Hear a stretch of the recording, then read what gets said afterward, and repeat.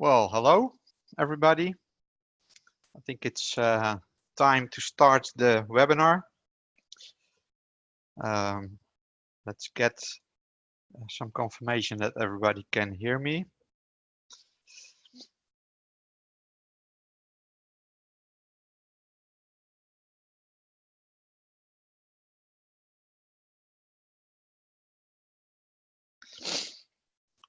Okay, so this is the webinar from Pewit together with our partner Conquitech Peru. And today we'll do a short. I will do a short introduction. So don't worry. After me, we'll speak Spanish. After me, Eloisa will take over and she will do the actual webinar. And at the end, we have 20 minutes reserved for some questions and answers if there are any. So my name is Ivo Verbeek. So I'm the managing director of Pewit. And Pewit is the platform where we connect experts in publication support and in language editing and all kinds of services that a researcher needs in order to get published. And that's a human platform. Can we move to the next slide?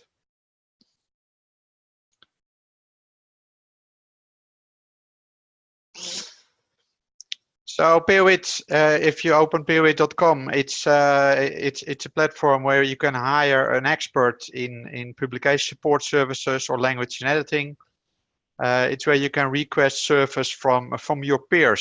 So the people that we have on the platform are actually not commercial providers of services, but they're actually your peers all around the world. So we have people from Europe, US, Latin America, Middle East, Asia, and one of the most used services that we have in the platform is English language editing or publication support services. And lucky for us, we have a lot of experts in the field on the platform that can provide these services to you. So we have over 1,700 experts on the platform already, and we're growing.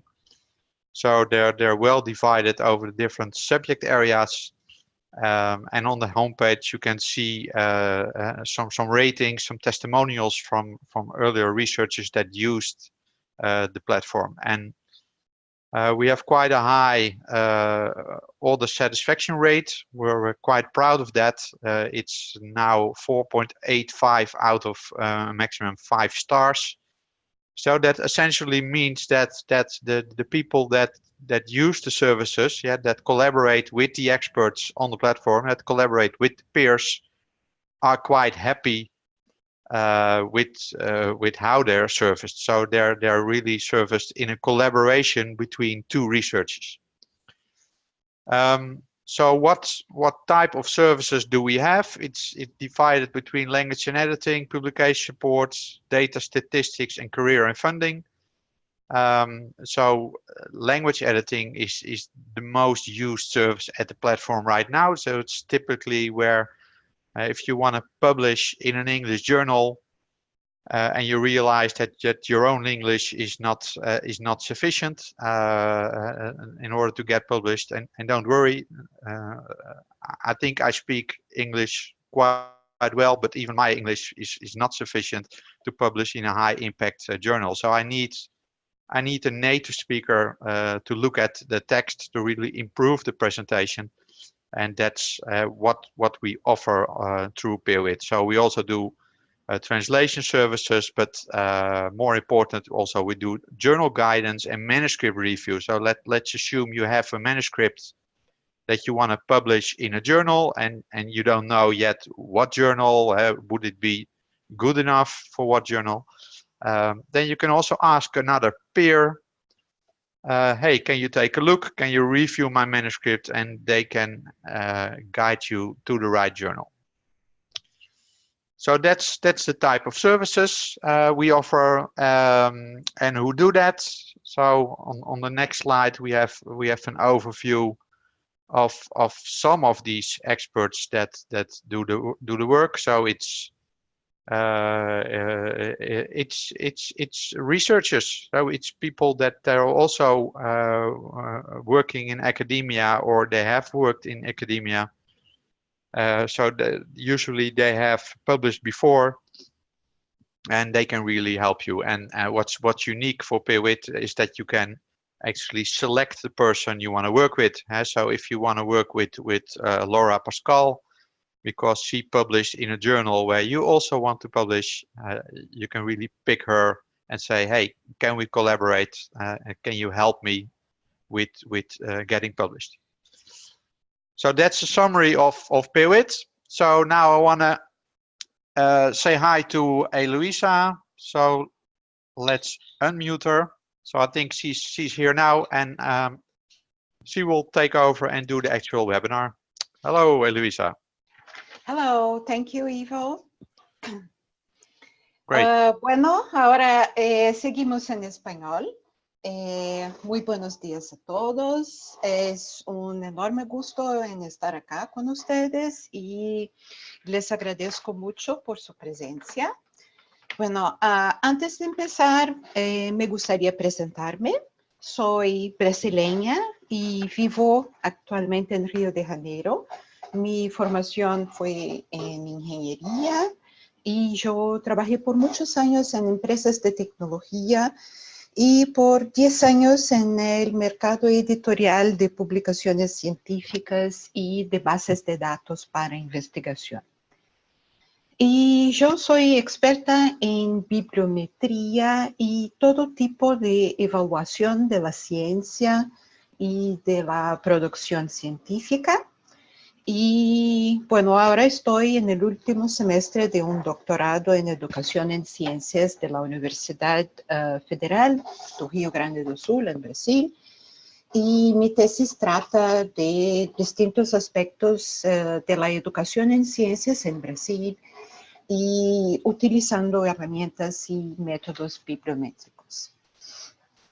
Bueno, quería comentar, caso ustedes tengan dudas o preguntas a lo largo de la presentación, les pido usar el botón que dice Q y A, que se encuentra cuando se pasa el mouse por la parte superior de la pantalla. Bien, entonces empezamos por cuestionar por qué publicar y más específicamente por qué publicar en revistas internacionales.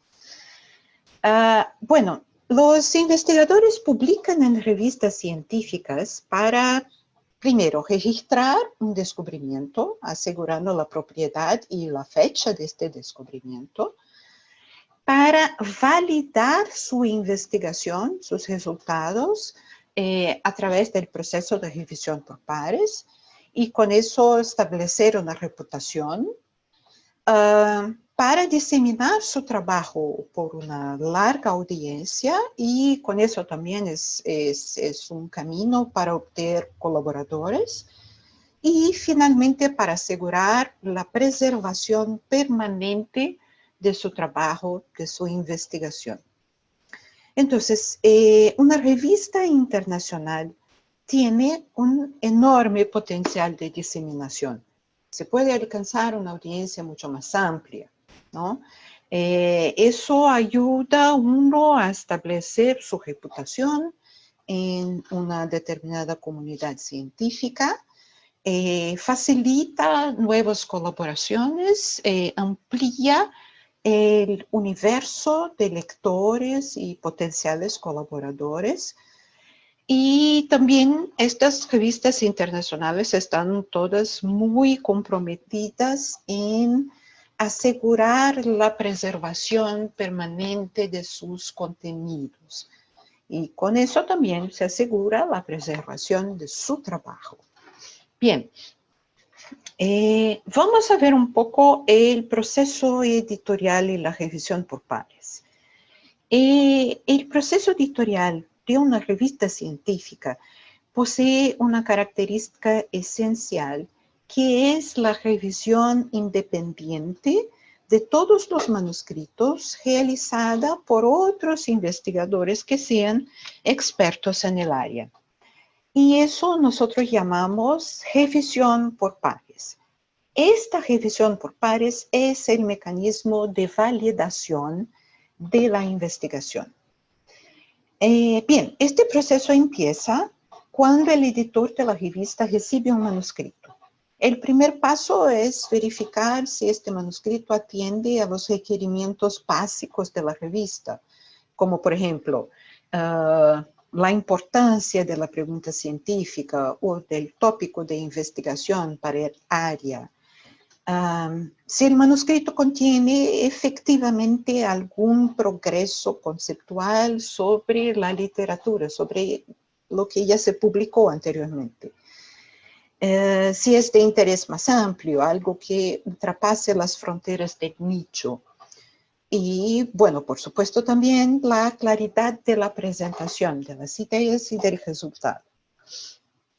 Bueno, la etapa siguiente, este editor entonces selecciona revisores expertos en el tema que van a hacer la revisión del manuscrito. Típicamente son 2 revisores, pero en algunos casos se puede aún recurrir a otros expertos. Y estos revisores tienen como misión proveer una evaluación que sea muy objetiva, que esté de acuerdo con los criterios y las políticas de la revista. Ellos están buscando relevancia, novedad, si de hecho este trabajo agrega suficientemente información al campo científico que justifique su publicación. Ellos se preguntan, por ejemplo, ¿qué nivel de interés este manuscrito despierta en quienes trabajan en el área y en quienes trabajan en otras áreas? Por ejemplo, verifican si la metodología es apropiada, si está adecuadamente descrita, si las conclusiones son corroboradas por otros resultados que ya se publicaron. Verifican la argumentación, los datos, las tablas, las figuras, las referencias citadas. O sea, hay mucho trabajo por detrás de este proceso. Y es importante comentar que en la mayoría de los casos, aun cuando estos revisores recomiendan aceptar el manuscrito para publicación, ellos hacen comentarios y a veces solicitan aclaraciones o modificaciones. Eso todo para agregar valor al trabajo y asegurar que el artículo esté de acuerdo con las políticas de la revista y que sea atractivo para sus lectores. Muy bien, elegir la revista. Elegir la revista más adecuada para publicar su trabajo. No es una tarea sencilla, es más como un ejercicio de descubrimiento, porque estamos hablando de un universo que tiene más de 15.000 revistas. Entonces, ¿por dónde empezar? La primera recomendación es empezar buscando en sus propias referencias. O sea, ¿en cuáles revistas se publicaron los artículos más relevantes para su trabajo, para este trabajo, que es el objeto de su manuscrito? ¿Cuáles son las revistas que usted suele leer para mantenerse al tanto de los avances en su área de investigación? Este es un primer filtro que le sirve de ayuda a reducir el universo de opciones. Pero aún hay otros criterios importantes. Entonces, la audiencia de la revista, ¿quiénes son los lectores de la revista? ¿Cuál es el alcance y el objetivo? Toda esa información se encuentra en el sitio web de la revista. Siempre hay una página que son las instrucciones para los autores. Eso es específico de cada revista. Y también es siempre bueno leer las publicaciones más recientes. Eso también nos da una información, una idea del alcance y del objetivo. Hay también la cuestión de la revista estar indexada en bases de datos y de tener métricas de impacto, principalmente el factor de impacto. Y en el sitio web de las revistas muchas veces también se informa el porcentaje de artículos que son rechazados, el promedio de artículos rechazados y el promedio de tiempo que lleva desde el momento que el autor envía el manuscrito hasta la publicación del artículo. Y este plazo puede ser de varios meses, entonces es importante tener eso en cuenta. Bien. El rechazo. Hay que tener en mente que el rechazo hace parte del proceso. Y bueno, eso pasará varias veces con usted a lo largo de su carrera de investigador. Aún los investigadores más experimentados tienen artículos rechazados. Bueno, y acá están algunos datos acerca del promedio de rechazo. Ustedes ven que en algunas revistas o en algunas casas editoriales el rechazo puede alcanzar un 90%. Entonces, es importante anticipar que su manuscrito típicamente necesitará de múltiples revisiones, múltiples envíos, antes de finalmente ser acepto para publicación. Entonces, es importante elegir la revista más adecuada. Es siempre una práctica que nos ayuda a mitigar este problema del rechazo. Bien, hemos mencionado el factor de impacto. El factor de impacto, yo diría que es el indicador más utilizado en el mercado editorial hasta el día de hoy. Ya tiene muchos años, ha sido creado en los años 60 por Eugene Garfield en el Institute for Scientific Information, que mucha gente conoce por ISI. Y este índice, el factor de impacto, se publica desde 1975 con datos que provienen de la base bibliográfica Web of Science, que contiene como unas 20,000 revistas indexadas en todas las áreas del conocimiento. Y hoy en día el Web of Science y el factor de impacto pertenecen a una empresa, a Clarivate Analytics. Bueno, ustedes pueden ver acá la curva roja representa la cantidad de citaciones recibidas a lo largo del tiempo y podemos ver también la ventana de tiempo que se considera para el factor de impacto.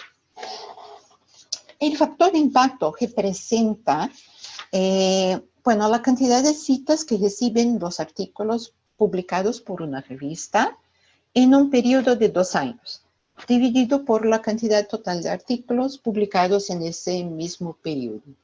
Entonces, acá ustedes ven un ejemplo de cómo se calcula el factor de impacto. Una observación que es muy importante es tener en cuenta que el factor de impacto es muy distinto para cada área del conocimiento. Entonces, uno no puede comparar el factor de impacto de una revista de, por ejemplo, biología con el factor de impacto de una revista de filosofía. Incluso dentro del mismo área, subáreas o disciplinas tienen grandes variaciones en el factor de impacto y las comparaciones entonces son un poco sesgadas. Bien, pero todavía es el indicador más importante del mercado editorial. Una segunda opción que les ayuda para buscar la revista más adecuada es este portal que se llama Simago Journal Rank. Es también el Simago Country Rank. Bueno, este Simago es un grupo de investigación del Consejo Superior de Investigaciones Científicas de España. y de las universidades de Granada, Extremadura, Carlos III de Madrid y Alcalá de Henares. Ese grupo de investigación se dedica al análisis, representación y recuperación de información por medio de técnicas de visualización. Y es muy interesante, este portal contiene métricas de revistas que están indexadas en otra base de datos que es la base Scopus. Y esta pertenece a la empresa Elsevier. Y también cubre como 27 áreas de conocimiento que están subdivididas en más de 300 subáreas. Y también nos permite filtrar, buscar y filtrar las revistas por país. Bien, y acá abajo ustedes ven el enlace. El acceso abierto. Bien, una decisión que asume más importancia a cada día es publicar o no en acceso abierto. Las ventajas son, primero, una mayor visibilidad para su trabajo, porque se puede alcanzar un universo mucho más amplio de lectores y por consecuencia el potencial de tener más impacto, más citas. Está también el menor plazo entre el envío del artículo y la publicación, el envío del manuscrito y la publicación final del artículo. Una curiosidad que yo descubrí hace pocos días, estaba investigando, me actualizando sobre el acceso abierto, es que el Perú fue el primer país de América Latina en aprobar una ley nacional relacionada al acceso abierto y a los repositorios institucionales. Eso en 2013. Y esa ley regula el Repositorio Nacional Digital de Ciencia, Tecnología e Innovación de Acceso Abierto y determina entonces que las entidades brinden acceso y registren su producción en ciencia, tecnología e innovación en un repositorio institucional. De lo cual entonces el CONCITEC recopila la información y hace un monitoreo. Hoy en día varios países de la región ya tienen leyes de acceso abierto, pero interesante saber, el Perú fue el primero en la región. Bien, pero publicar en acceso abierto tiene un costo. Se trata de un nuevo modelo de negocio, donde las revistas científicas de editoras comerciales y de sociedades científicas cobran una tasa de procesamiento del artículo. En inglés es Article Processing Charge, por eso se llama APC, y que típicamente está entre 500, $3,000, pero en el caso de algunas revistas de muy alto impacto, como, no sé, por ejemplo, la revista Cell, el APC puede ultrapasar los $5,000. Eso es la tasa que el autor tiene que pagar para publicar en acceso abierto. Por otro lado, sí existen algunas revistas que son publicadas por instituciones académicas o por universidades, entonces tienen un respaldo institucional y no cobran tasas. ¿Sí? Bien. Y otra cosa importante mencionar es que cuando uno publica en acceso abierto, mantiene la propiedad intelectual de su trabajo. Es una característica del modelo. Revistas predatorias. ¿Qué son estas? ¿Qué significa este término? Llamamos revistas predatorias, estas que son publicadas, diría, por oportunistas que explotan la necesidad académica de publicar. Entonces, el objetivo es la tasa de publicaciones, el dinero. Y no están tan preocupados con la calidad del trabajo o el avance de la ciencia. Y típicamente tienen poca o ninguna revisión por pares, o esos pares no son, de hecho, expertos, no son bien seleccionados, en fin. ¿Y cuál es el daño? Bueno, Un investigador publica para registrar, validar, difundir y preservar su trabajo. Y es exactamente en la entrega de estos servicios donde fallan estas revistas predatorias, ¿sí? Entonces, algunos indicios de una revista predatoria. Un sitio web que está mucho más preocupado en promocionar un servicio para autores do que difundir conocimiento científico, proporcionar acceso a contenidos relevantes. Otro indicio es el cargo, esa tasa de procesamiento del artículo que es muy baja, mucho por debajo del promedio del mercado, sin que haya respaldo de alguna institución. Bueno, eso es porque una revista puramente comercial tiene que cubrir sus costos y, bueno, no puede sobrevivir con valores muy bajos. Entonces, eso significa que los servicios también nos entregan calidad. No hay descripción clara de cómo se maneja el manuscrito, no hay política de retracción de artículos, no hay información sobre la preservación digital del contenido, no hay información sobre los derechos de autor, la propiedad intelectual, y típicamente cosas pequeñas también, como un sitio web mal hecho, una dirección de correo de contacto con Gmail que no esté afiliada a una empresa. Todo esto son señales de alerta. Bien, hablamos un poco sobre eso de identificar la audiencia de un artículo, ¿sí? La comunidad académica, que interesa a su audiencia, si este trabajo es de relevancia nacional o internacional. Bien, vamos ahora a ver la parte de escribir un artículo científico. Hablamos sobre elegir la revista. Creo que eso entonces ya lo tenemos listo. Una vez que ya sepamos para cuál revista vamos a escribir, es el momento de empezar a escribir, ¿sí? Entonces, la primera recomendación, contar de qué se trata de la forma más sencilla posible. El artículo es un artefacto de comunicación de pocas palabras, ¿sí? No misturar las sesiones del artículo.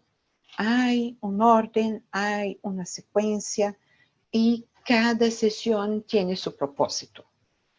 Es importante que haya un flujo lógico de experimentaciones, de argumentaciones y sobre todo seguir rigurosamente estas orientaciones de la revista acerca del formato que se encuentran en el sitio web. La secuencia. Por favor, tengan en mente que la secuencia de escribir el manuscrito no es necesariamente la misma que la secuencia en que uno lee el artículo. Típicamente empezamos con los resultados de nuestra investigación. Es eso que deseamos contar. Luego relatamos cómo hicimos la investigación, escribimos la conclusión, después la introducción y solamente al final es que definimos el título y el resumen del artículo. Por supuesto, cuando uno empieza a escribir, ya tiene en mente un título y quizás ya haya escrito un resumen, pero es siempre un borrador. Eso suele cambiar varias veces hasta alcanzar la versión final del manuscrito. Entonces empezamos acá con a presentar los resultados esenciales, principales de la investigación en cuestión. Y la mejor forma de presentar es con datos, figuras, tablas. Y acá la apariencia cuenta mucho. La recomendación es incluir como 3, 4 grupos de datos para cada figura, atentar para que las escalas estén muy bien seleccionadas, las etiquetas de eje de tamaño adecuado que se pueda leer, los símbolos estén visualmente claros, los grupos de datos estén fáciles de diferenciar, en fin. Y una observación importante es que las figuras y tablas deben contener suficiente información para autoexplicarse. Eso quiere decir que muchas veces cuando uno está buscando, haciendo una revisión bibliográfica, tiene muchos artículos para leer y tiene que filtrar cuáles son los artículos que yo voy a leer por completo. Y muchas veces este lector mira las figuras y las tablas antes de todo para decidir si vale la pena leer el artículo entero. Entonces, son importantes, ¿no? Pueden decidir si este artículo va a ser leído por mucha gente o no. Y también por eso los revisores de revistas son particularmente muy sensibles a la inclusión de gráficos que estén claros e informativos. Muy bien, los métodos están para describir cómo el problema fue estudiado. Entonces, las principales recomendaciones son incluir información detallada para que el lector pueda reproducir el trabajo. Eso significa identificar todos los compuestos químicos, por ejemplo, los materiales, los equipamientos que han sido utilizados, las condiciones. No olvidar de presentar los controles del estudio. Eso es importante porque un revisor puede criticar una descripción que no esté completa o incluso tener la impresión que esta descripción no está correcta si no está bien descrita, y eso puede resultar en el rechazo del artículo. Pero también no se debe describir algo que ya fue anteriormente publicado. Si alguien ya lo hizo, poner apenas un breve resumen o citar, ¿sí? Y importante otra vez, no misturar las sesiones del artículo. Entonces, en los métodos no caben comentarios ni discusiones. No es acá. La discusión, acá sí, bien. Entonces, ¿qué significan los resultados? ¿De qué forma estos resultados se relacionan con la pregunta original y con los objetivos que han sido apuntados en la introducción del artículo? Todavía no hemos escrito esta introducción, pero vamos a escribir, ¿no? Bien. Entonces, es importante comparar los resultados obtenidos con otros resultados que ya han sido publicados. Y hacer comentarios. ¿Los resultados son consistentes con aquellos que otros investigadores reportaron? ¿Hay diferencias? ¿Por qué hay diferencias? Se puede llegar fácilmente a la conclusión después de ver esta discusión. Se puede interpretar bien estos resultados. El autor está interpretando cada uno de los resultados que se presentaron. Y por último, bueno, por supuesto, no hacer afirmaciones que van más allá de que los resultados pueden soportar. Y no introducir repentinamente nuevos términos ni ideas, en fin. Muy bien, la conclusión. Lo más importante es que la conclusión tiene que demostrar claramente cómo este trabajo contribuye para el conocimiento en el campo. Ese es un criterio fundamental para aceptar o rechazar un artículo. La conclusión debe ser únicamente derivada de los resultados presentados y en esa sesión del artículo no se presenta ninguna información nueva. Se puede sugerir experimentos futuros, como por ejemplo realizar el estudio en otro país, otro ecosistema, otro grupo de pacientes, etc. Pero acá no es para resumir el artículo. Para eso existe una otra sección que es el resumen.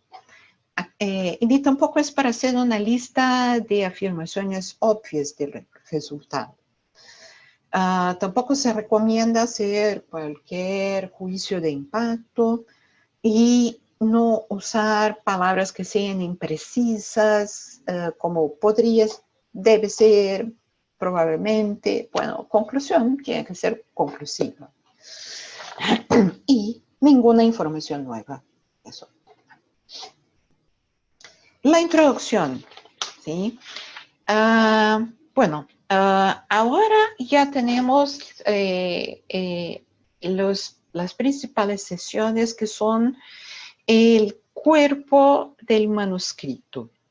Y vamos a la introducción, que da el contexto y tiene que demostrar por qué el trabajo es relevante.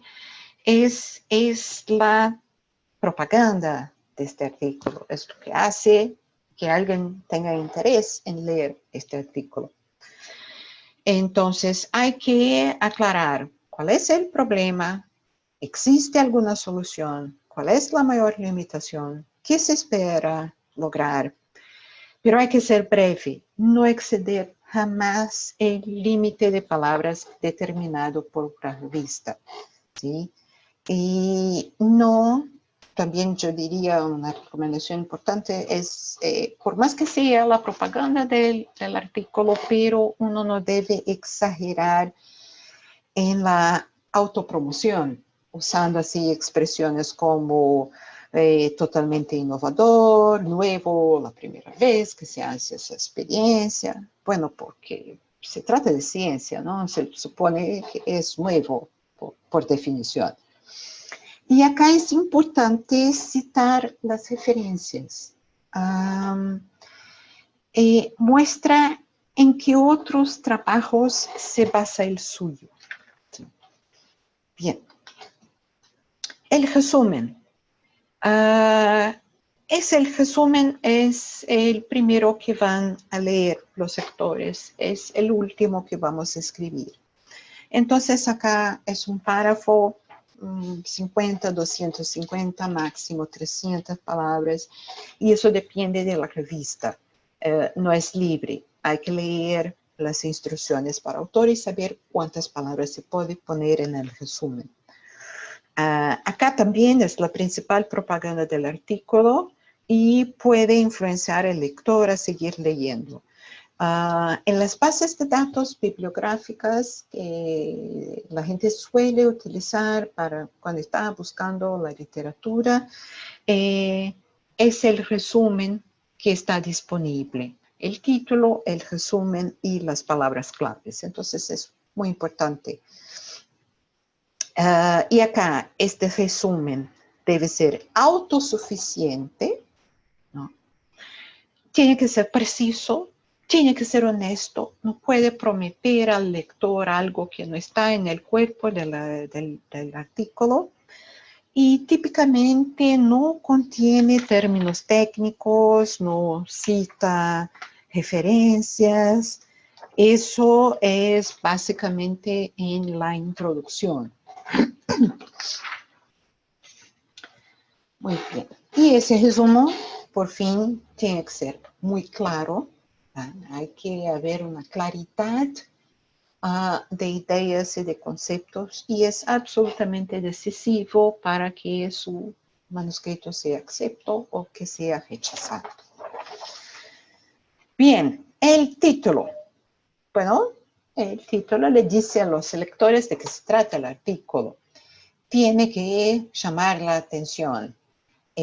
Además de simplemente decirles de qué se trata el artículo, tiene que ser atractivo para la audiencia específica de la revista. Otra vez, el lector encuentra miles de artículos y necesita decidir cuáles son los más relevantes para leer. Y mi recomendación particular es siempre verificar si el título atiende a 5 características: específico, relevante, informativo, conciso y atractivo. Y yo tengo un recurso que yo utilizo cuando estoy revisando mis artículos, que es para no olvidar de estas 5 características. Son que sus letras iniciales de estas palabras forman ERICA: específico, relevante, informativo, conciso, atractivo. ERICA. Entonces, cuando estoy revisando el título de mi artículo, sé que tiene que ser ERICA. Me ayuda a no olvidar. Muy bien, las referencias. Eso es muy, muy, muy importante. Hay que hacerlas bien, correctamente, con mucha atención y mucho cuidado. Y es responsabilidad del autor, no del editor, ¿sí? Estas referencias tienen que estar con todos los puntos, las comas, todo muy bien en el formato de las revistas.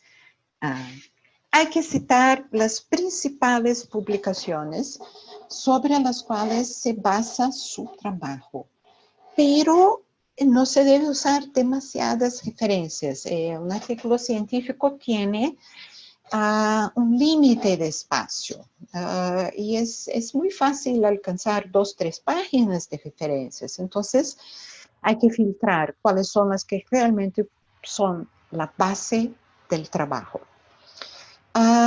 Se recomienda utilizar una herramienta para gestionar las referencias, como por ejemplo RefWorks, Zotero, EndNote, Mendeley. Esto les ayuda mucho. A medida que ustedes van avanzando en su trabajo de investigación, van a tener miles de referencias que van a desear guardar y reutilizar. Entonces, es muy útil usar una de estas herramientas. Hay muchas que son gratuitas. Fundamental, obedecer al estilo de referencia de la revista. Verificar la escrita de los nombres de los autores. Esto es fundamental. Imagínense que por coincidencia una de las personas que usted citó es seleccionado para ser revisor de su manuscrito. Eso puede pasar. Hay comunidades científicas que son pequeñas, con muy pocas personas, ¿no?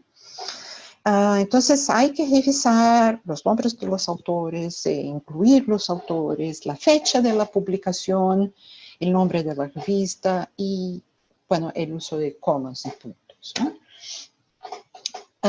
Y si posible, es recomendable que las referencias no incluyan documentos que sean difíciles de encontrar, como por ejemplo comunicaciones personales o cosas que no estén publicadas, manuscritos que ya se hayan enviado para una revista pero que todavía no estén publicados, o artículos publicados solamente en lengua local que, bueno, son más difíciles de ubicar y de leer por lectores de otros países. En fin, yo sé que eso es duro de decir. Todos nosotros publicamos artículos en nuestro idioma local. Yo publico en portugués. Yo sé que ustedes publican en español. Pero la verdad es que cuando uno cita un artículo que está en portugués o en español, crea una dificultad para el lector de otro país que no habla portugués o español. En fin. Bien. Ahora, con eso entonces terminamos esta parte de las recomendaciones para escribir el artículo. Y yo quería entonces mencionar la cuestión de la ética en las publicaciones científicas. Los autores tienen la responsabilidad ética y deben estar informados y deben estar de acuerdo con las políticas editoriales y de ética de la revista para la cual están enviando su manuscrito. Estar en conformidad con los requerimientos de ética es esencial para asegurar la integridad del trabajo científico revisado por pares. Y las revistas son muy atentas a eso. Bueno, entonces, al terminar de escribir el manuscrito, la recomendación es usar una herramienta antiplagio. Hay varias gratuitas en la internet. Y hay herramientas, por supuesto, que muchas veces usted puede encontrar. Muchas instituciones ofrecen herramientas como Turnitin, Authenticate, Crosscheck, DupliChecker. Esas herramientas hacen la comparación del manuscrito con documentos de la internet y con documentos que están en bases de datos de editoras científicas y detectan plagio. ¿Sí? Y una cosa muy, muy, muy importante, bueno, por supuesto no contratar a un escritor fantasma. Hay una grande diferencia entre un servicio profesional de traducción o de editoración y un escritor fantasma, ¿sí? Pero muy importante es no enviar el mismo manuscrito simultáneamente a más de una revista. Eso es considerado antiético, no se acepta y los editores se enteran. Sí, ellos se comunican, hay muchos revisores, editores que contribuyen para varias revistas y eso es considerado antiético, porque estos revisores son investigadores, son personas como nosotros, muy ocupadas, están haciendo su propia investigación, están impartiendo clases, en fin, y es considerado como no estar respetando su tiempo cuando uno simplemente envía el mismo manuscrito para varias revistas. Entonces eso no se hace. Importante no incluir autores que no hayan contribuido con el trabajo y ni tampoco olvidar a personas que hayan contribuido de forma significativa. Muy bien. ¿Qué es importante en la preparación del manuscrito? Bueno, en primer lugar y siempre es leer con mucha atención este guía para autores de la revista para la cual estamos enviando el manuscrito y seguir rigurosamente todas las instrucciones. Atención con el inglés, ¿sí? El inglés científico no es el mismo inglés que se usa en el coloquial, en la conversación, o incluso para escribir un otro tipo de comunicación. Ese inglés tiene características específicas. Es importante tener atención con la construcción de las frases, tiempos verbales, la gramática. Es importante hacer una edición muy, muy rigurosa antes de enviar el artículo. Y si usted no tiene la condición de hacerlo, está acá una autoedición, es el caso de contratar a un experto. ¿Sí? Y es importante recordar que, como mencionamos anteriormente, ¿no? Que el proceso de revisión por pares, todo este proceso de enviar el artículo y toda esta revisión, esto puede tardar varios meses. Entonces, no vamos a permitir que el artículo sea rechazado por razones obvias, cosas que se podía haber evitado con un poco más de atención y de cuidado. ¿Y cuáles son estas razones obvias de rechazo? Primero, el tema del manuscrito está fuera del alcance de la revista. No hemos elegido correctamente la revista. O el manuscrito no está de acuerdo con el formato que está indicado por la revista. El nivel de inglés está tan mal que interfiere con la comprensión del contenido. Una persona lee el artículo y no consigue entender qué se quiere decir. Otra razón un poco obvia de rechazo es cuando el autor no se da el trabajo de contestar adecuadamente a los comentarios de los revisores, ya en la segunda etapa, ¿no? Entonces, esto parece increíble, pero pasa. La gente recibe los comentarios del editor y reenvía el artículo sin ningún comentario, sin ninguna respuesta, sin ninguna modificación. Si los revisores han hecho comentarios es porque esperan que sean tomados en consideración. Es una cuestión de respeto. Si usted no está de acuerdo con estos comentarios, bueno, siempre se puede escribir al revisor y aclarar, dar una respuesta. Es una cuestión de respeto y de consideración. Y bueno, por increíble que parezca, hay autores que reenvían el manuscrito rechazado sin ninguna revisión. Y ahí, bueno, va a ser rechazado por definitivo. Eso es lo que pasa. Bien. ¿Por qué el lenguaje es importante? Bueno, es para que no tengan que adivinar qué se quiere decir. Y acá yo les muestro, ustedes pueden leer la queja de un revisor al editor de la revista. Yo les doy algunos minutos para leer.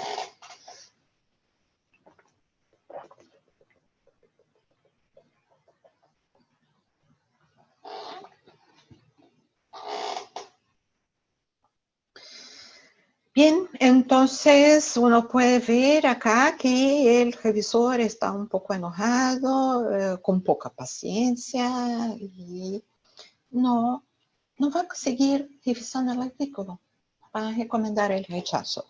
Y eso es algo que se puede evitar con el uso de un lenguaje científico adecuado.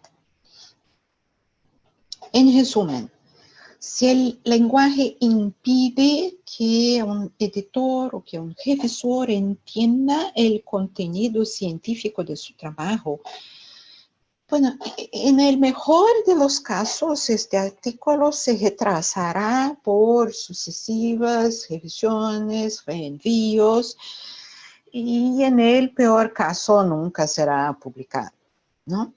Entonces, el primer paso es siempre leer atentamente este Guide for Authors, asegurarse frases cortas, tiempos verbales correctos, gramática correcta, un buen nivel de inglés, ¿no?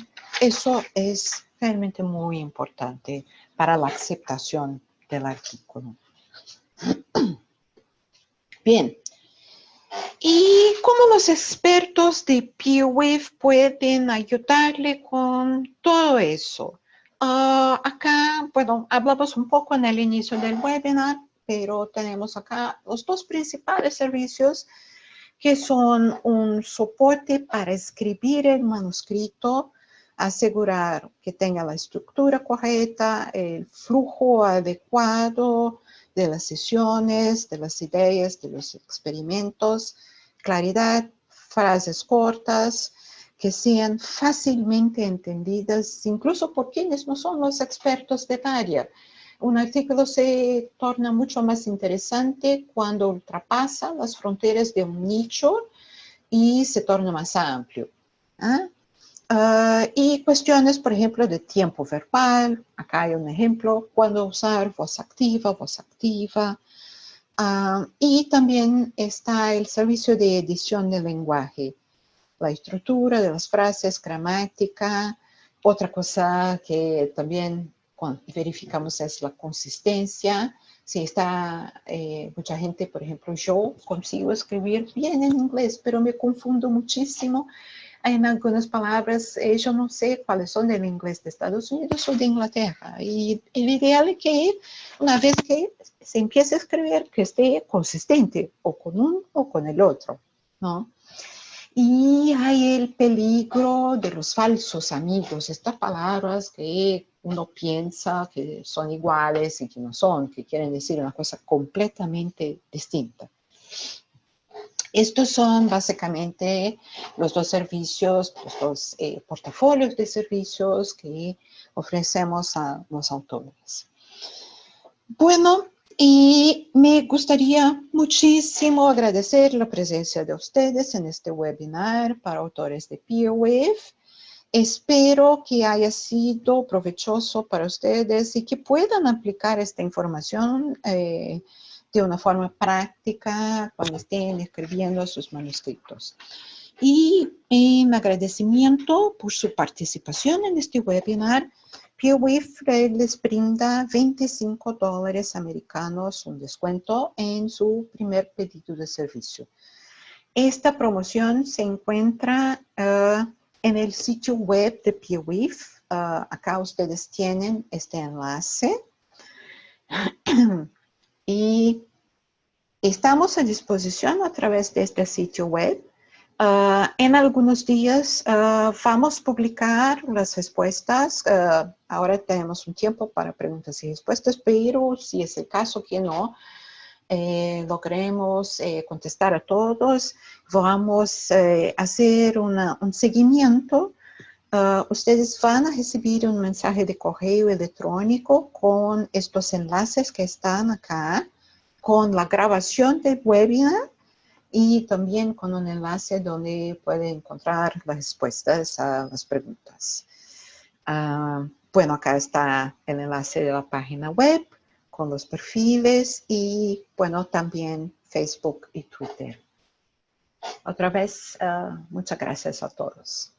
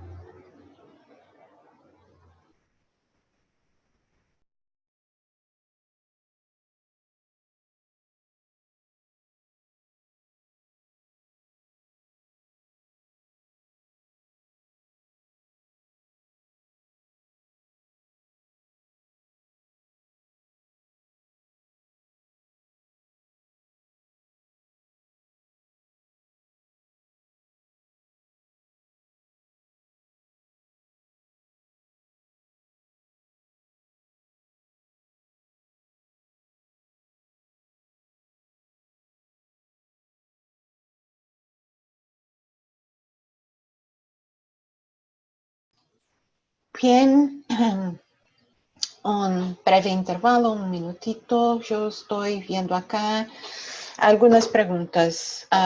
Bueno, alguien me pregunta cuál sería el factor de impacto mínimo ideal.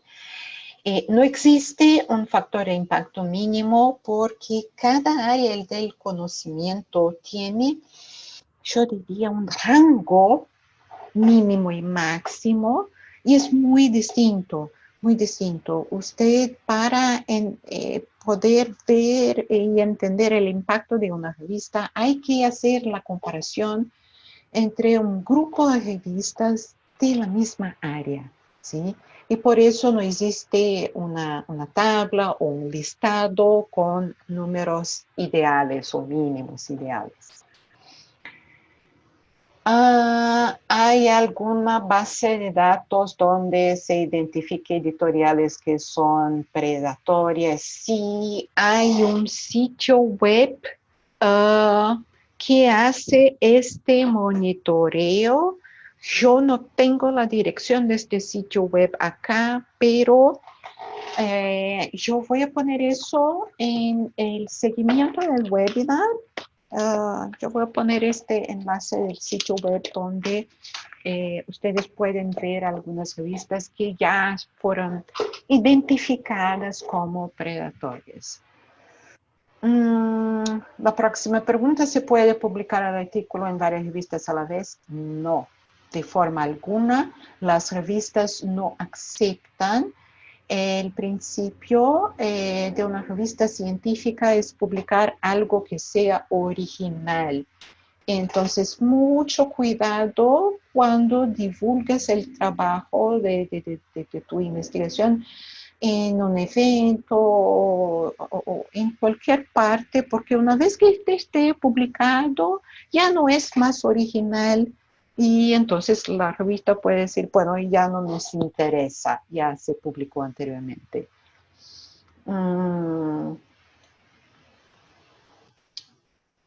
Bueno, ahora acá, revistas que cobran en dólares por la publicación, algunas que tienen un gran factor de impacto. ¿Qué podemos hacer para solventar nuestros trabajos? Bueno, esto es un desafío, yo entiendo que todos nosotros tenemos. Hay que buscar becas y recursos que pueden apoyar la publicación. Yo no sé cómo es en Perú. Acá en Brasil es prácticamente imposible. No hay recursos específicos que yo sepa para pagar esas tasas. Y es un desafío para nosotros. Buenos días. De las herramientas antiplagios gratuitas, ¿cuáles recomiendan? Me gustaría no hacer recomendaciones de herramientas por una cuestión, bueno, hay muchas herramientas que son buenas, tanto gratuitas cuanto antiplagio. Yo voy a pasar esta pregunta para más adelante. Muy bien, acá me preguntan revistas de alto impacto que publican temas relacionados con diseño de software. Bien, eso hay que buscar. Otra vez, yo les recomiendo empezar buscando el sitio web de las revistas que usted suele leer hoy en día y comparar el factor de impacto. El portal Cimagbo también facilita un poco buscar por área del conocimiento. Tiene filtros. De todas formas, te quedarán muchas revistas aún, ¿no?